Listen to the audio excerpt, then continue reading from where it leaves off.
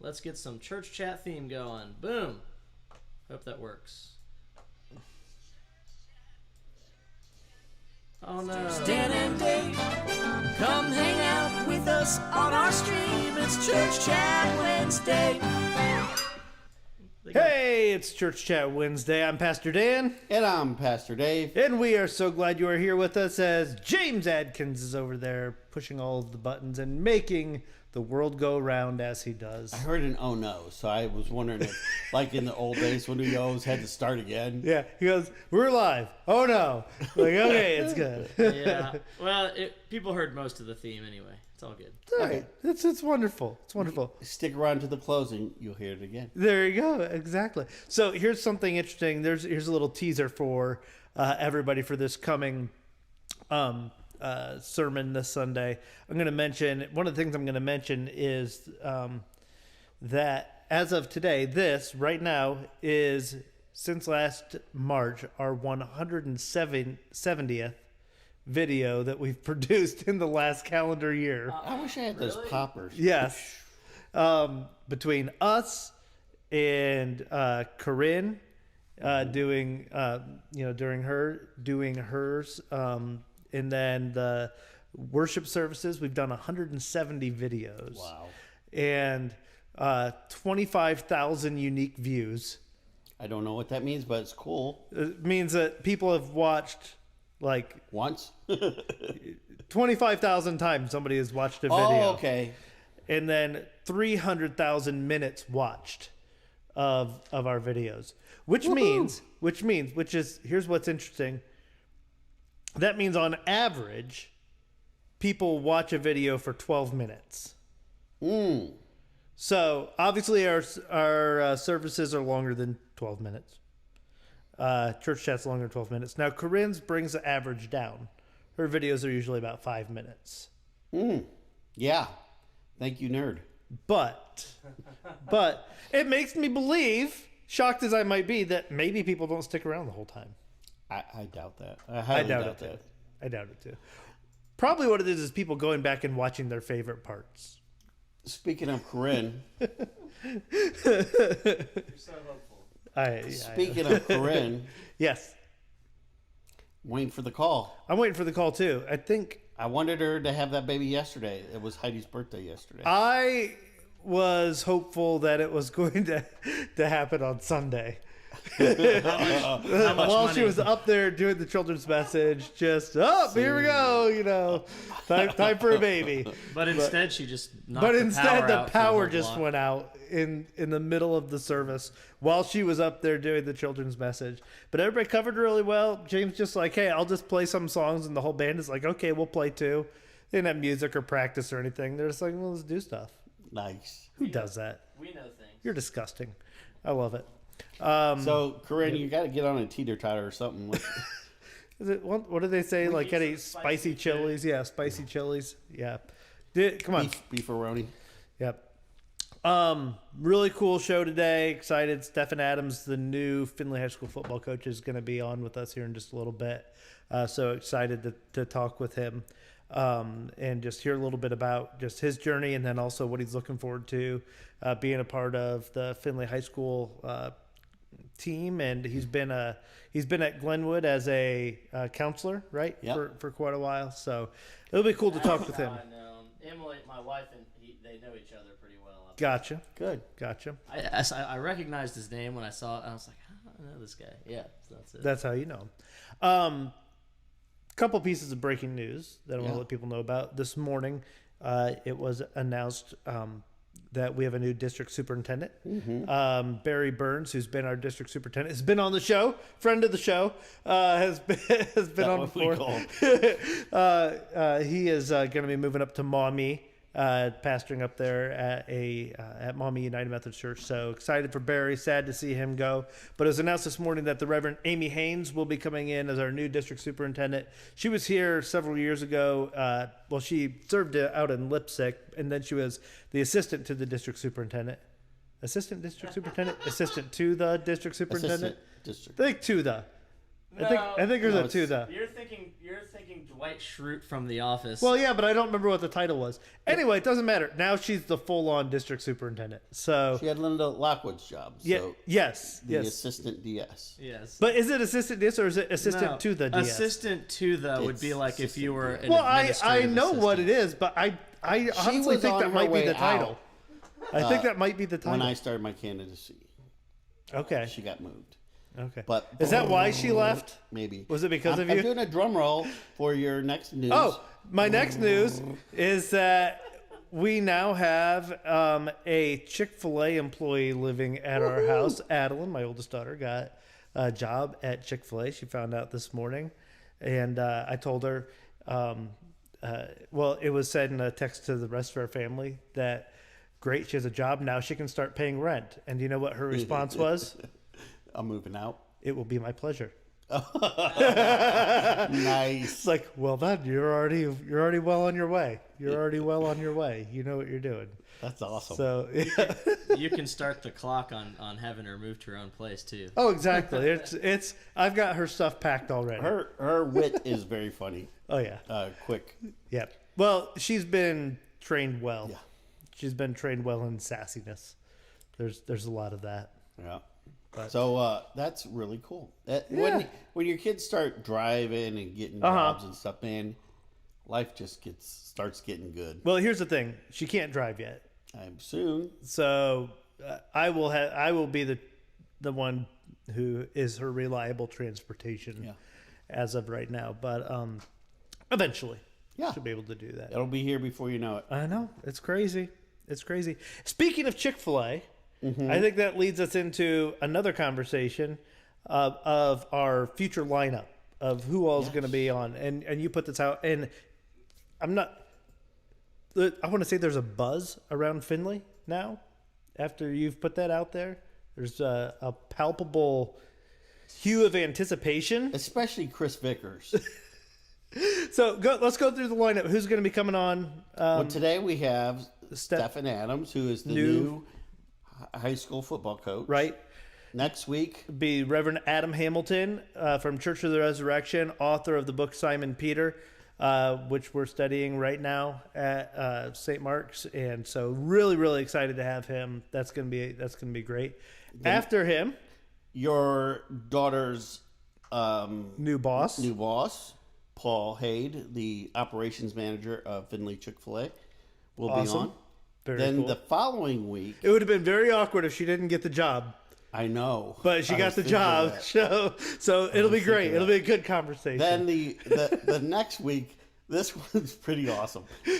so you got to tell the Her story. name is Christy Lee. And The news personality. no, not the news personality. She is with Got Your Six support dogs for PTSD. It's such a cool thing. It is. But I feel like you originally were going for Here's the the news thing. personality. Yes, I was and going accidentally got the support dog person. I was going for the I was going for the news personality, and I couldn't find her on Facebook, and then I was like, oh, who's this? Got Your Six. Ooh. And I messaged her and said, hey, this is what we do, and I think it's awesome that you have dogs that work with PTSD, and would you be on our show? And she said, sure. Do you think Chubbs could be a dog that works with people with PTSD? I don't know. We need to introduce Chubbs. I don't know if Yeah. everybody knows who Chubbs Chubb is. is my new puppy, Right, and I say mine right, because he is mine, right. which is no doubt about it. Every time I sit in my recliner, The picture of right here. the picture of the two of you sleeping in the recliner with matching matching- shirts. Dave, come on, man.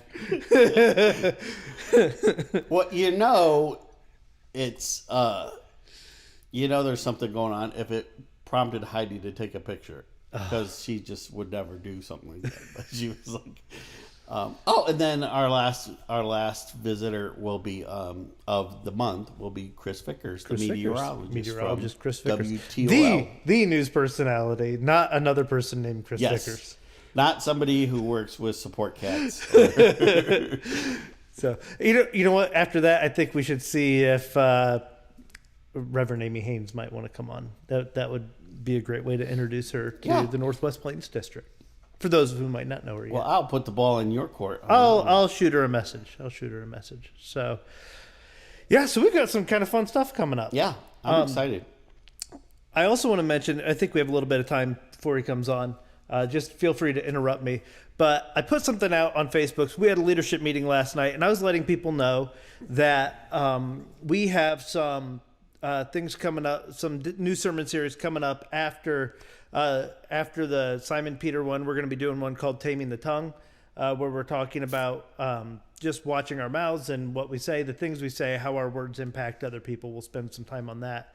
And then I shared with them a list of some sermon series that I would like to do, and just to get some feedback from them. And I really appreciated their feedback. But I also put it out this morning on our church's Facebook page, a list of some of the sermon series that are in the hopper that, you know, I haven't put them all on the calendar yet because I'm not sure exactly what I want to do next. I try to do. No one else notices this. I'm positive of it. But I try to do every other sermon series is based strictly on scripture and strictly topical. And I go back and forth between it. You probably didn't even notice that. So like right now we're on Simon Peter. This is a very the basis of it is scripture. The next one is topical based. It's our language, our mouth, our that kind of thing. So the next one's good. You have no idea. I try to go back and forth. No one else cares but me. I preach once a month, and I didn't know that. No one else cares but me. But I put a list of some different things out there. I would love some feedback. I would love your feedback on, hey, I think that sermon series sounds really exciting. I can't wait for that one. Or I think that sermon series is stupid. Please don't do that one. Or something you haven't seen, a topic that you don't see being addressed that you're like, hey, this would be a really cool thing to hear a sermon series on. I'd love that feedback. So I've put it out there. I've had several likes on the post and no feedback. So give me your feedback, people. So I want to know. After we talk to the coach, yeah, can we circle back to this? Oh, absolutely. Because there was something that came up on Sunday that I think it'd give us a little bit to talk about. And it might help sift out a sermon topic. Okay. So, but I just I'm a man of the people. I want to know what the people want to hear. And this was from the people. So okay, this is from the people. Give the people what they want. I want to give the people what they want. Clear eyes, full hearts. Absolutely. I'm all about, now I'll speak on what I believe God's putting on my heart, but I welcome your input. Okay. You didn't get the Friday Night Lights reference there? No, I did not. I'm sorry. Friday Night Lights, the movie? The movie and the show. I was going to say there's a show now as well. That was the coach's tagline. See, I never watched the show. Well, it was in the movie too. Was it? Mm. It's been a long time. Mm. And I get Friday Night Lights mixed up with Varsity Blues. It's been a long time. Yeah. Not the same show. No. Not the same show. Not at all. No. But yeah, so anyway, those are out there. If you get a chance, look on our Facebook page. There's a whole list of things. I'd love to hear from you and just get to know. I really do spend a lot of time, praying and thinking about this and kind of researching what some other people have done, how they've talked about different topics, and trying to bring things that I think are timely and relevant and, and I plan things out. I try to have things planned out a year in advance. I don't have them planned out a year in advance right now.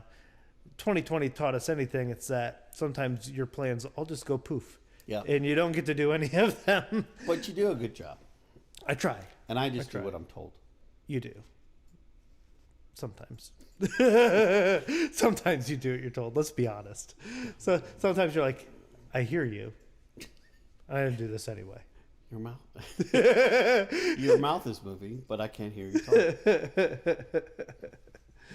So, are we still waiting over there? Yeah, I think. Well, I'll just let you know when he logs on. I always send him a text and stuff. Why don't you go ahead with what were you going to bring up? Okay, so we were talking about we're reading a book with a group, a Bible study that I'm in called "What is the Bible?" Okay. And it takes more of the theologian viewpoint of the Bible. Okay. So, what are why was this written? Okay. Because we tend to think that the Bible was written for us. Right. And Right. Yeah. And it's a 4,000-year-old book. Right.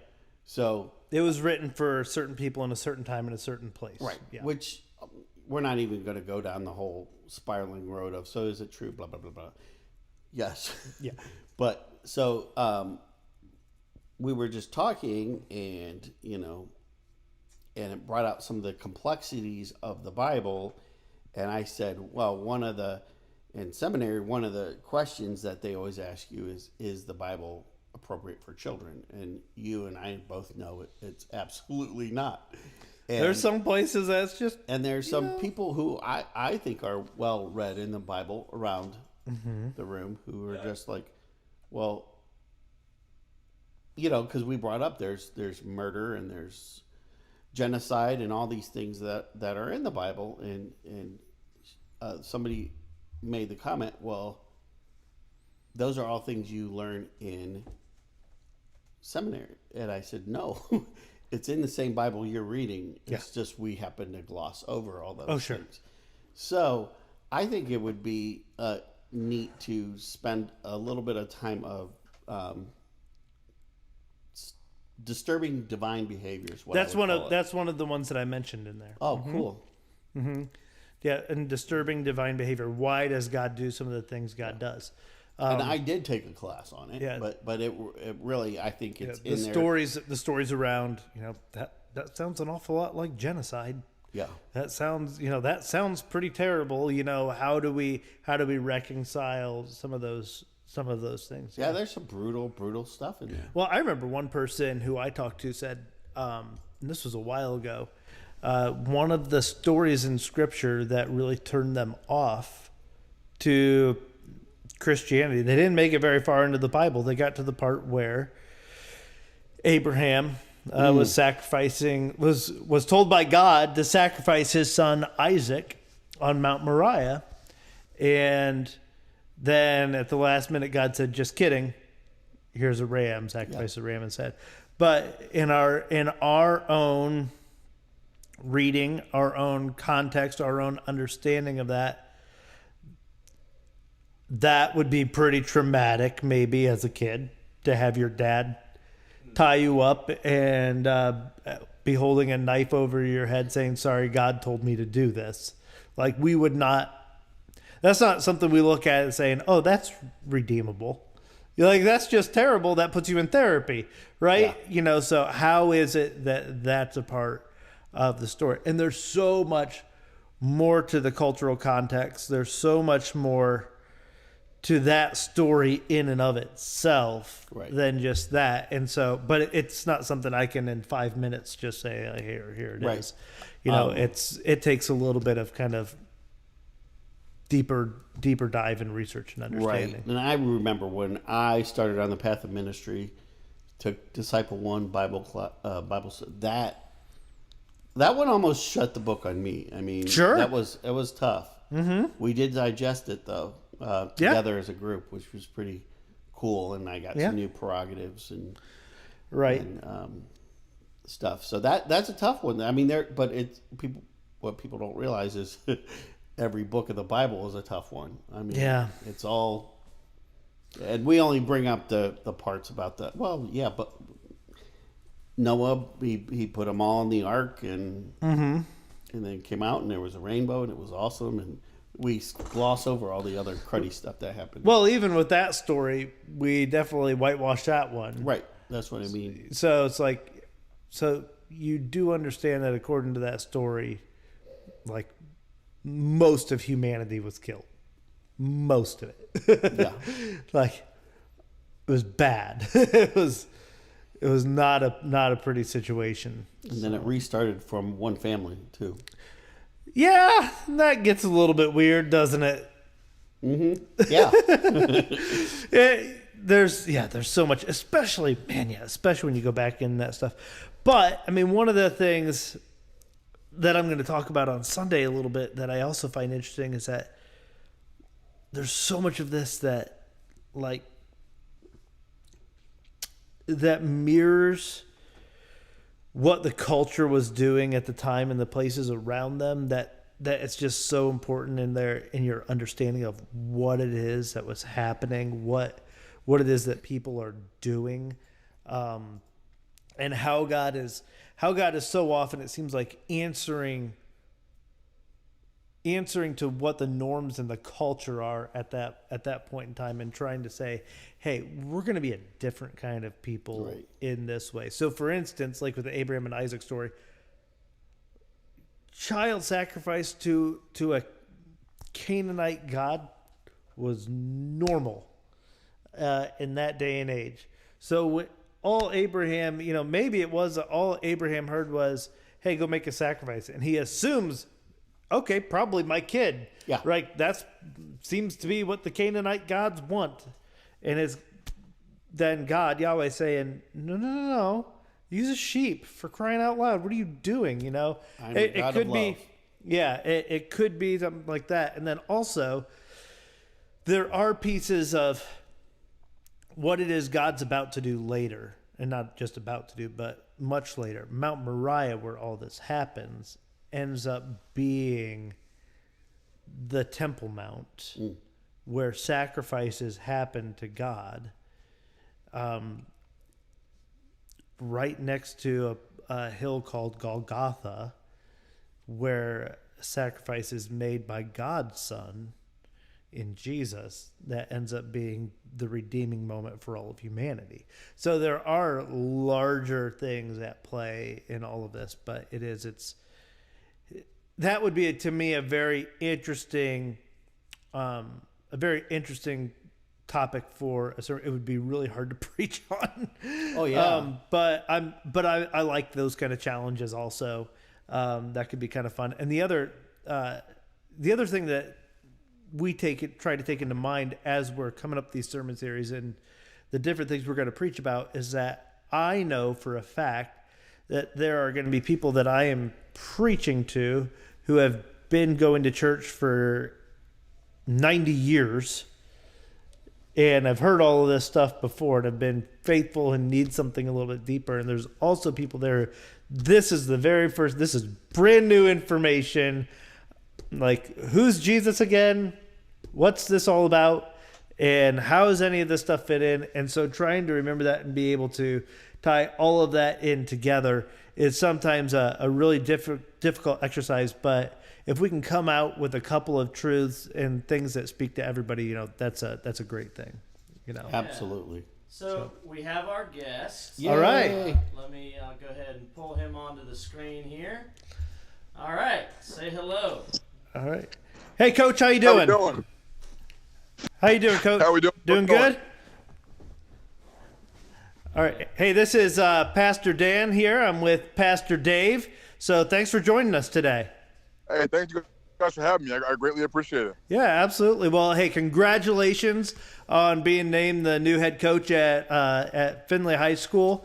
Know that you've been around here a little while, but man, just when you found out that you were going to be the next coach of the Trojans, just man, that must have just felt really good, and I'm sure you're really excited about all of it. Yeah, absolutely. I mean, it was a bittersweet moment, leaving Riverdale and all the amazing things we were starting to do over there. Great community, great people. But at the same time, this is the district where I work in. This is the district that I've really embraced, the community that I've embraced, and really, for me, what I really call home now. So it was a fantastic opportunity. I'm just super excited, super humbled. I like to think of myself as not necessarily the head coach of Findlay, but Findlay's head coach.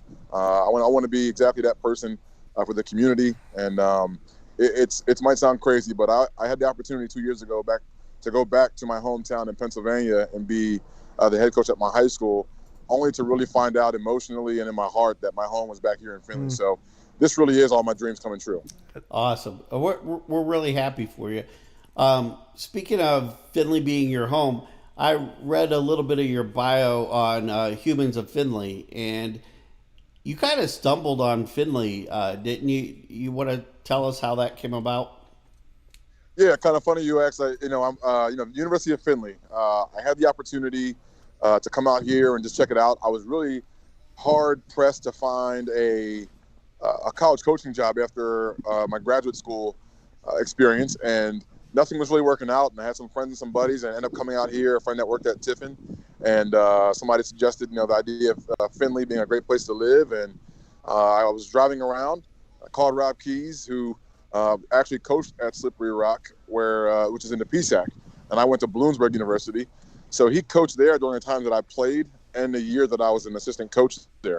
So I reached out, I called him, and nothing really came to fruition as far as a full-time college job. And he threw a bone and said, hey, if nothing works out, I'd love to have you out here.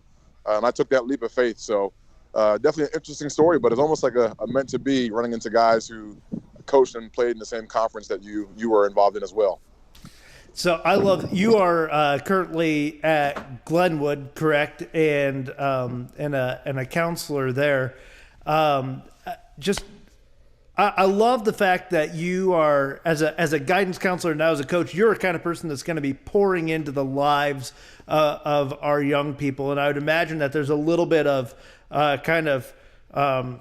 go between the two. Sometimes maybe you even put your coach hat on a little bit as a counselor, and maybe your counselor hat as a coach. Just how do you kind of see the importance of being able to pour into some of these young people? Yeah, I mean that's a great question, and I'll give you kind of just a little a background. Growing up in the church, I come from parents and grandparents who were ministers who ran the church, and I think the beautiful part and the beautiful opportunity I have is exactly that, to give and serve. I always say we givers and we're servers. We don't think, we just do. And a big part of that goes along with the counseling piece as well too. And everybody has sometimes this perception of what a counselor is and what they do.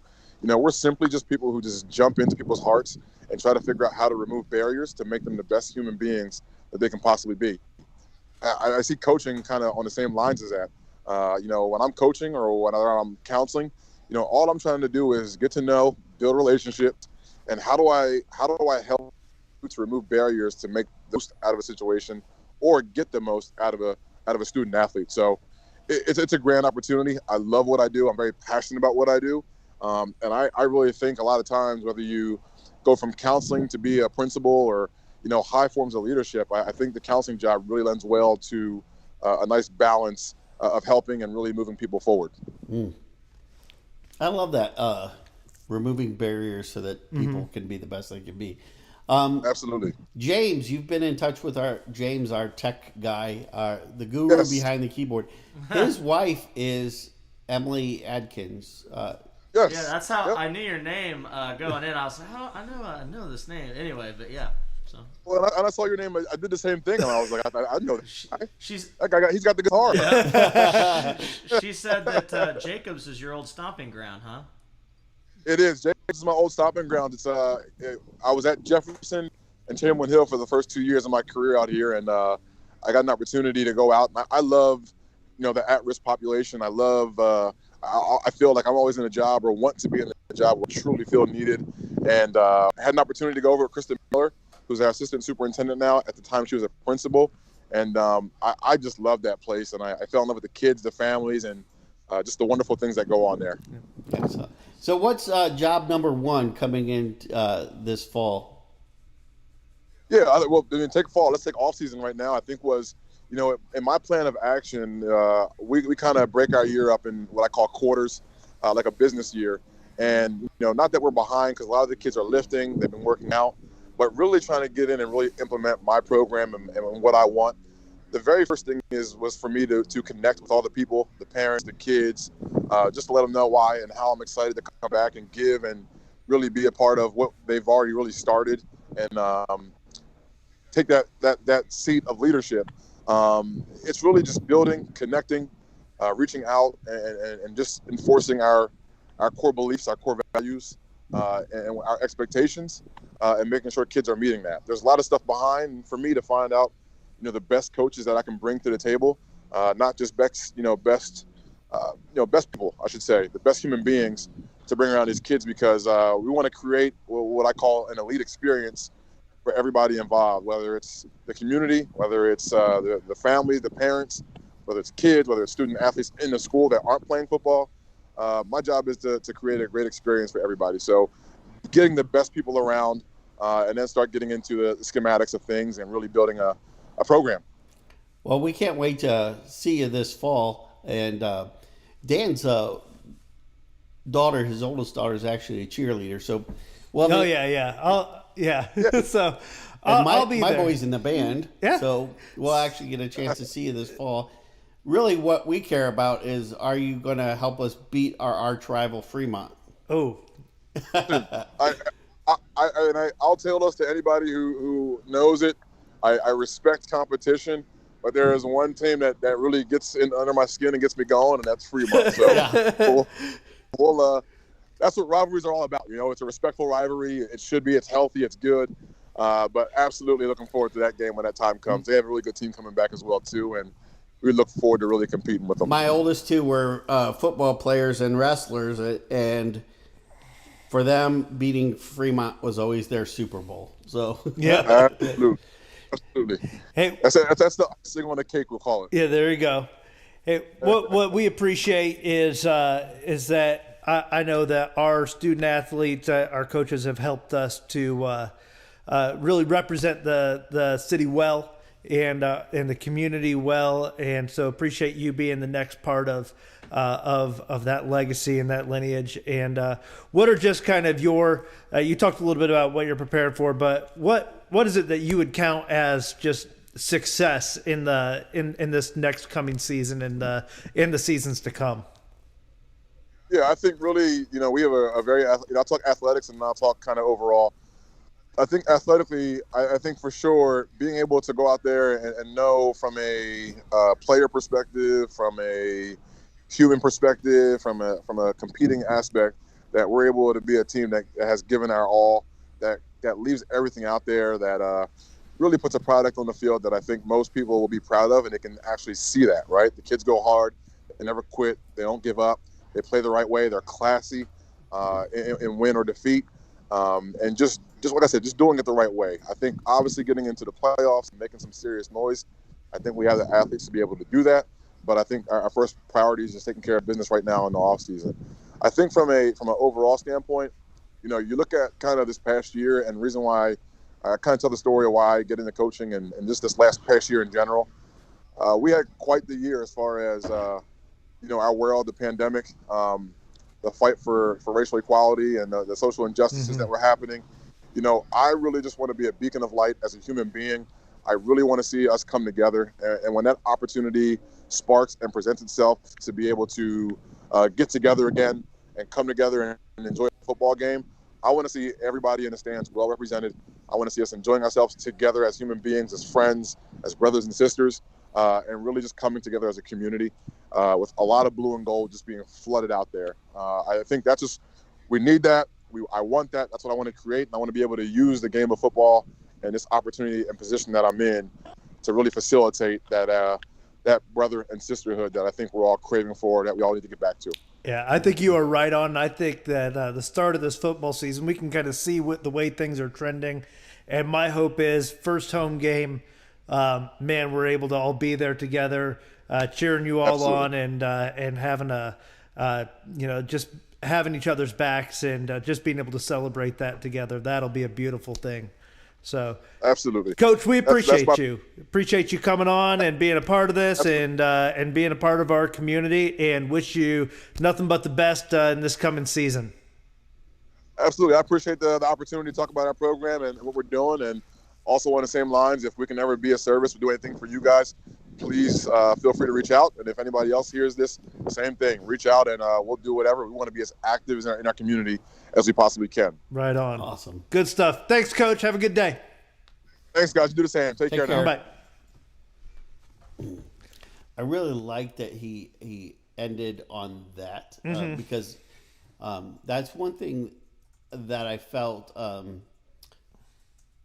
Ritzler always did pretty well. Was I mean, we're gonna be a part of the community. When the flood happened, boys, you're gonna be lumping sandbags forever. I'm sorry, but that's what you're doing today. Yep, all hands on deck. And there were just a lot of things like that in the community. And any time I ever asked, hey, we're running short on this, upwards awards or whatever, we could really use some extra help. And the football team was always right there to help. So that was awesome. Yeah, I also love, this is a coach that's obviously tied to our community and has ties to our church. We heard him mention Krista Miller's name, heard him talk about Emily. He's been at some of these elementary schools and middle schools that some of our kids have been a part of and that we've been a part of. So, man, such a cool thing. Glad for him. Glad for the opportunity. Riverdale had a good season last season in the BVC. I don't know. Not everybody follows BVC. I'm a BVC kid, so I was kind of watching. And, man,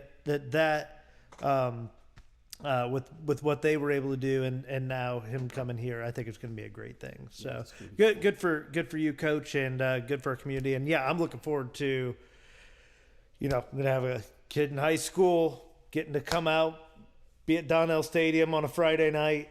Mm-hmm. Yep. It'll be good. James is looking forward to everybody parking in his yard. Very excited about it. And you don't get to miss any of the football games. That's not like an option for you. What? Not all of our viewers might not know, but he lives the field right across is the right street there from Donnell. So I want to extend the invitation to anybody who's watching or who goes St. Mark's or any of that. If you come to a football game, you are welcome to park in his driveway, just in front of his driveway, so he can't get out. We'll talk about the fees later. There, I'll take the $5. We do take Venmo. Oh shoot, James is gonna yell at me when this is over. So, very cool. I love that. That excited me. So. Other things, we are continuing to go through the sermon series on Simon Peter as we're going through the Lenten season. A few things I want to let you know about. There is on our Facebook page, if you look down through some of the pictures, there is a picture of a reading list, daily scripture reading that you can be following along. We're trying to form some disciplines together, stay in the scripture every day, so I'd encourage you to use that. If you want a book, you can still reach out. There's $20 a piece, and you can kind of follow along with what we're talking about with Simon Peter. And the author, Adam Hamilton, will be here with us next week, and really excited to be talking with him.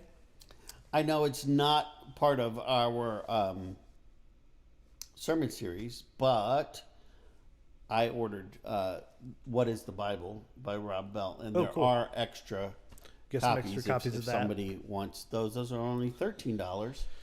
And I'm going to think you're better than me? Not at all. And I also want to extend an invitation to folks. I was talking to somebody the other day who this is going to be a communion Sunday, this Sunday. After the service, I found out there's somebody who hasn't been able to be around for a while, wanted to be able to participate in communion. So going to be delivering that. If that's something you're interested in, if you're watching and you're like, I'd really like that. I'm not comfortable coming back yet, but I'd love communion. I'll be happy to drop it off. Come by, say hi. Just need to know if that's something that you would like. We can stay outside. We'd be happy to offer that. Just another way to kind of be back together again. Got some cool things coming up for the end of the Lenten season for Holy Week. We're going to have a Maundy Thursday service. That's April 1st at 7 p.m. In the sanctuary.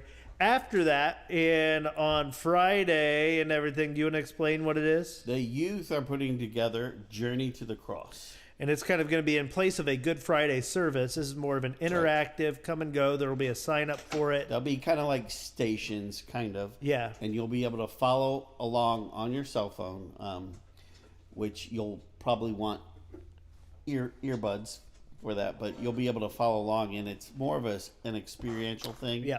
And there are 11 stations that start with the beginning of Jesus there at the creation of the world all the way to his resurrection. So that'll be be great. It'll be a really cool experience. we're probably going to do sign-ups just so we don't have 30 people show up at once and then everybody's on top of each other. So, But yeah, that'll be a really awesome thing. And then of course Easter Sunday, we'll have a traditional service and contemporary service, 9 a.m. and 11:15, just like every Sunday, 9 a.m. and 11:15.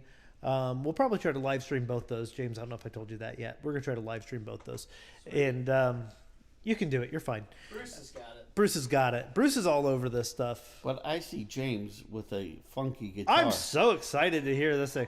So not only is he going to be playing one of his patented or patent pending cigar box guitars, Patent pending. but he also has a cigar box amplifier that he has made himself. James, I have a quick question for you. Is there anything you can't do? Oh, yes.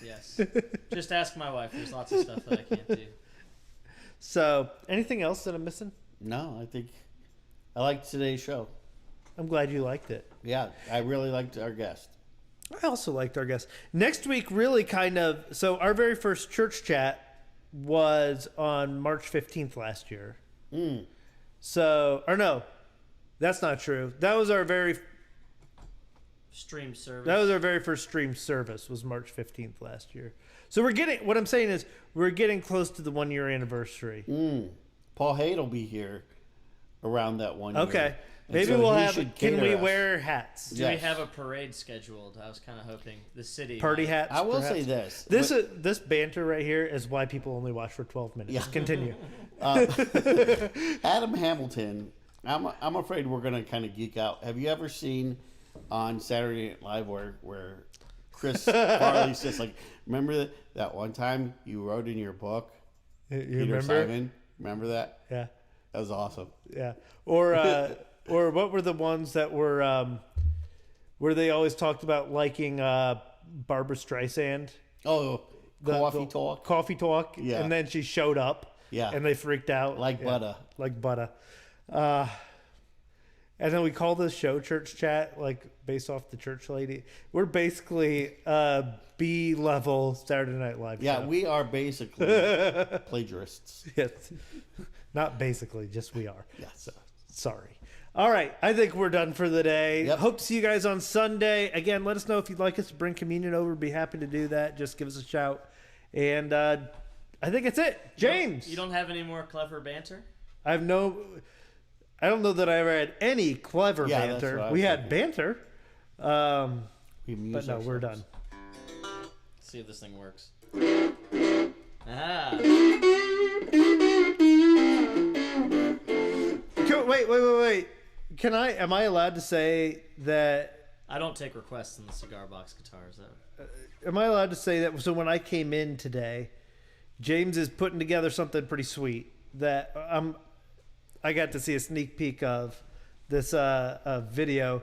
Is it a music video? Should I call it a music video? Yeah, it's a music James video. has a music video coming out, That's fine. and I'm pretty excited about it. I got to see. It looks really cool. Yeah. Like it's a gig you played recently, and you had like some professional camera work and audio work there. Awesome. Right, yeah. So my band played at the Clyde, the club room at the Clyde Theater in Fort Wayne, and it's all run by Sweetwater, and Sweetwater, of course, spares no expense. So they, they videoed it, and It looked Bob, the guy awesome. out there, is putting some videos together and stuff. So it's So we'll be exciting. looking forward to those coming out, and we'll Yeah. be sharing them. Looking forward to that myself. All right. Now you may play us out. Okay, let's do this then. Oh wait, hold on. I gotta change something before I do this, or they won't hear the music. We want them to hear the music. Telling you, I'm getting quick at this. All right, here we go. Here we go with our church chat outro theme. It's church chat with pastors Dan and Blake. Come hang out with us on our stream. It's church chat Wednesday. That was pretty good. Love it. See you guys later.